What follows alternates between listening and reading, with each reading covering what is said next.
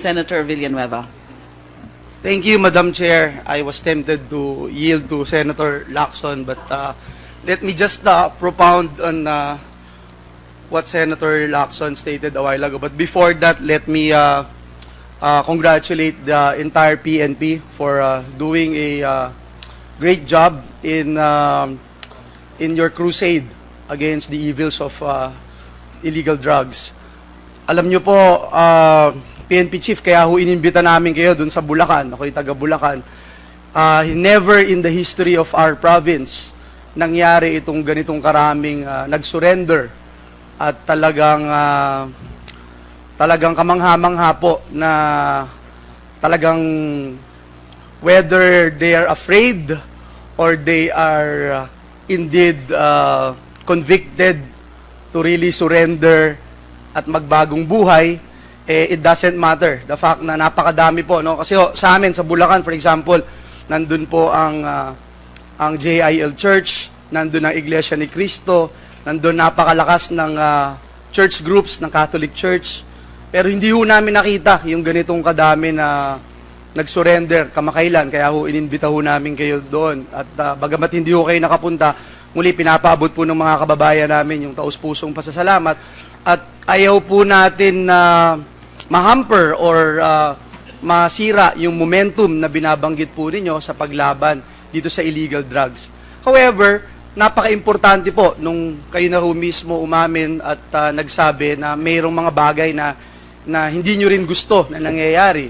Itong hindi nyo rin tinotolerate yung extrajudicial killings, hindi nyo rin tinotolerate itong mga vigilante killings.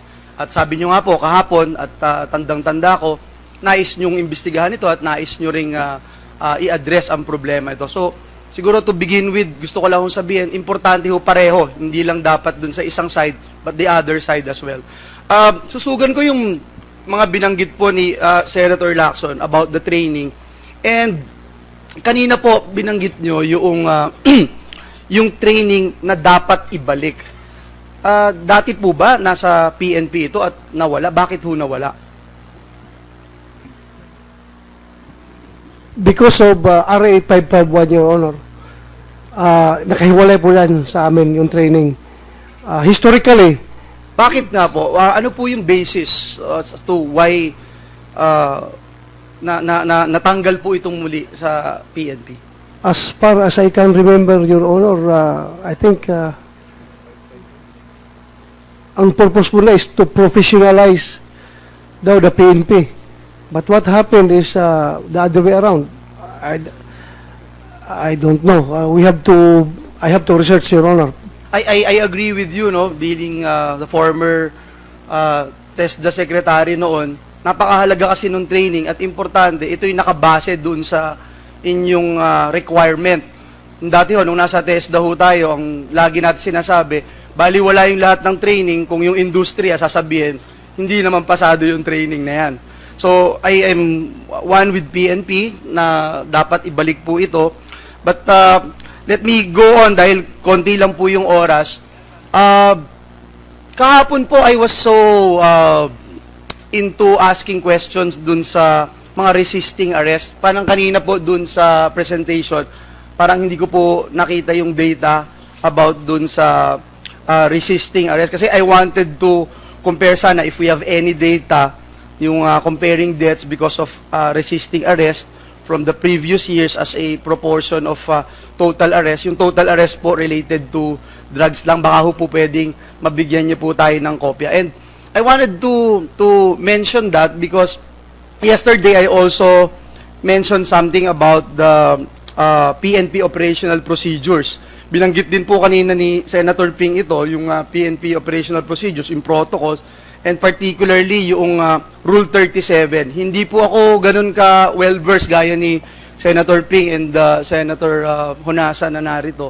But I just wanted to be enlightened dito sa procedures na ito. And kahapon kasi when I was listening to the witnesses, may mga parang it appears na hindi sinunod yung procedures. And having said that, gusto ko ring malaman, yun nga, pag ganon, pag hindi sinunod, ano po ba yung nagiging consequence nito? And another question that I'd like to raise, dahil kulang nga yung oras para dadamihan ko na po yung mga tanong. Other than the training na ginagawa po, at ito nga gusto natin ibalik ulit sa PNP, kasama po, gaano po ka-regular yung, natandaan ko lang ho kasi, gaano ho ka-regular yung psych evaluation test?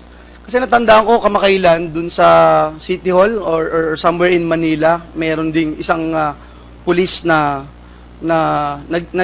nag-amok, no?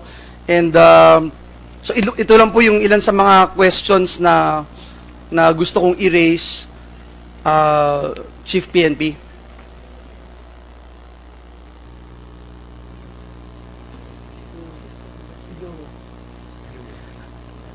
So first, regarding resisting arrest, it is presumed that all these 700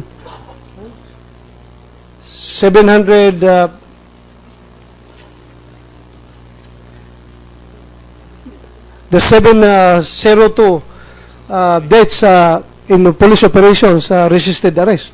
That's why they are killed. Otherwise, if they did not resist and did not offer a threat to the arresting party, then they are alive. Thank you. So that's my presumption, Your Honor. Excuse me. Gusto ko lang malinawan, lahat po yun, ganun ho ba ang situation? Again, the figures are 702.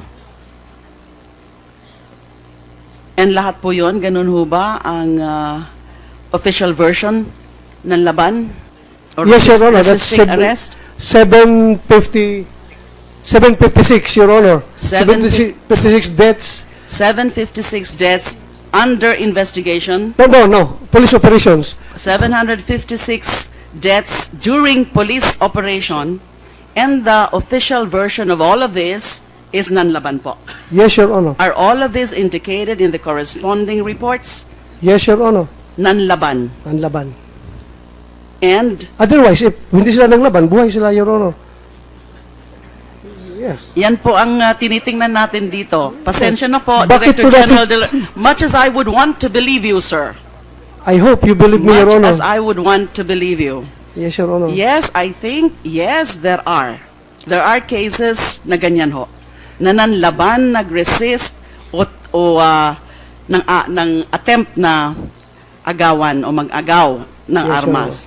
But you're telling us, so you're putting it on record, that all of these 756 deaths, ganun ang surrounding circumstance, nanlaban. And this is supported by what you say are the corresponding police reports. At kapag may namamatay po dyan sa mga sitwasyon na yan, na allegedly nanlaban, I suppose, meron hong nandyan siyempre yung Sotto. Correct? Yes, Your Honor. Yung Sotto reports Yes, Your would Honor. confirm that, na nanlaban. Yes, Your Honor. Are you sure of that, sir? Your Honor, unless proven otherwise, there is controverting evidence. I presume that my men are performing their duties regularly. Tama po kayo. Pag Meron hong presumption of regularity, the performance of official functions. Yes, Your Honor. Entitled din po ang kapulisan dyan sa presumption. But, meron ho ba talaga nag-iimbestiga ng seryoso at maayos dyan each and every case of that 756 deaths, and then mako-confirm talaga na nanlaban ang mga yan? So how many of the 756 deaths in the course of police operations ang under investigation, and by which office? Your Honor, that is the reason why each incident is investigated by IAS, motu proprio, to determine the truth. So after, And- pag may namatay, Your Honor, talagang automatic ang imbestigang IAS. Yes, that's under the law. Yes, Automatic. So out of the 756 po, ilan po ang talagang iniimbestigahan na ngayon ng IAS? Lahat ho? Sir, at the moment, we are investigating 569 of these cases. So, hindi pa ho lahat iniimbestigahan. Ma'am, the manpower, Yes. the human resource of Yes. IAS will not Tama allow it. po yan. So, Yes, gusto ko hong sabihin nyo yon kung ano ang mga nagiging constraints ng inyong opisina, IAS, na may mandato na automatic, motoproprio, na dapat imbestigahan kada kaso kung saan nagkaroon ng discharge or firearms o kaya kung saan nagkaroon ng patay sa operations, correct? Ma'am, at the outset, I can tell you that in as far as the human resource needs of the Internal Affairs Service is concerned, we are short of so many personnel. How many ma'am. personnel do you have? Kulang na kulang ho talaga siguro yan. I can only imagine. And then, ang IAS ho is regional level daw po, according to Senator Lacson. Regional and provincial levels, ma'am. When I was the Internal Affairs Service Director of IAS Cordillera, ma'am, there were provinces or provincial Internal Affairs Service offices manned by only 2 personnel. In ARM, there are 2 provinces, ma'am, which do not have PIAS offices because there's a shortage of personnel to man them. So, at the outset, ma'am, there are so many needs. I can submit to you the needs of the Internal Affairs Service. So it what can be is very strengthened. clear to us po, kulang talaga po kayo ng tao. Opo, ma'am. Kaya hirap na hirap kayo na imbestigahan yung 756 na yan. Opo, Sa ma'am. katunayan, ang iniimbestigahan nyo ngayon, as of now, is yung 569, ma'am. 569. Meron na hubang mga resulta, yung investigasyon na yan, ng 569 out of 756 deaths in the course of police operations. Yes, ma'am. We You know- terminated because it was proven to be legitimate. Legitimate. And when And on you its say face, no- legitimate, sir, On its face, pakiexplika ma'am, lang there- po, pakiexplika lang po. Yes, ma'am. When you say that these are proven to be legitimate, ano po bang ibig sabihin nun? Well, ma'am, on its face, there was no prima facie evidence to prove that they're otherwise. Of course, this without prejudice, ma'am, to the gathering of additional documents or other evidence which will controvert our Pag findings. nag-iimbestiga ho ba kayo, ano yung pinaka SOP? Ano yung, paano iniimbestigahan ang mga ito? Now, I would suppose, well, I don't think that the majority ng mga kaso na yan may mga testigo, independent witnesses, correct? Yes, ma'am.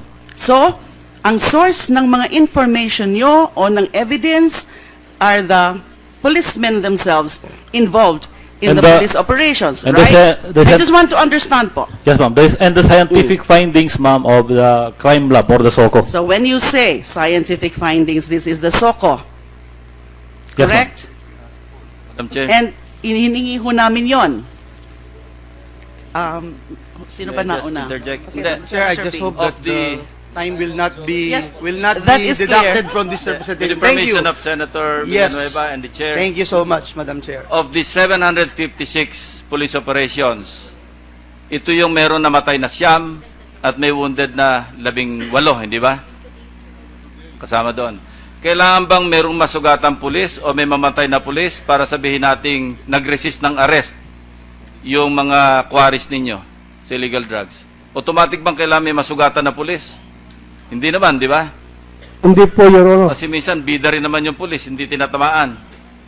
Yes, Your Honor. So, the fact that there are 9 dead, 9 yung Kia, 18 yung WIA, ibig sabihin, talaga merong resistance. But it doesn't follow na kapag walang nasugatan sa hanay ng pulis, walang resistance, di ba?